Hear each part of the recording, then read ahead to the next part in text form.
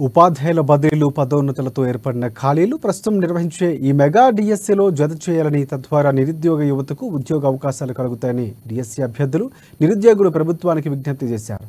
ఇక ఈ మేరకు ఆదిలాబాద్ పట్టణంలోని కేంద్ర గ్రంథాలయం ఆవరణంలో సోమవారం శాంతియుతంగా నిరసన తెలిపారు. తమ ఆవేదనను వెలకక్కారు. ఇటీవల ప్రభుత్వం టీచర్లకు ఉద్యోగ ఉన్నతులు కల్పించడం అలాగే బదిలీలు చేపట్టడం హర్షణీయమని చెప్పారు.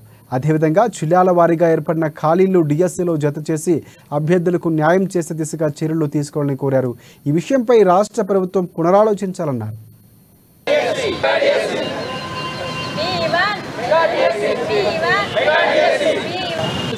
ఏమనగా ప్రమోషన్ల ద్వారా ఏర్పడ్డ ఖాళీలని వెంటనే ఇదే డిఎస్సిలో జాబ్ క్యాలెండర్తో సంబంధం లేకుండా ఇదే డిఎస్సిలో కలిపితే మేమంతా కాంగ్రెస్ ప్రభుత్వానికి అనుకూలంగా మా ప్రభుత్వం అని చెప్పుకునే ప్రభుత్వంలో ఉద్యోగాలు సంపాదించాలని కోరుతున్నాము.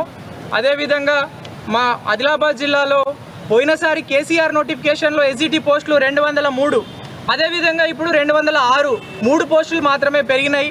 ఇక్కడ ఉన్న ఉన్నతాధికారులు కానీ ఇంకెవరో వాళ్ళ తప్పిదాల వల్ల మేము నష్టపోతున్నామని ఆ ఖాళీలను కూడా వెంటనే ఇప్పుడు భర్తీ చేయాలని కోరుతున్నాం.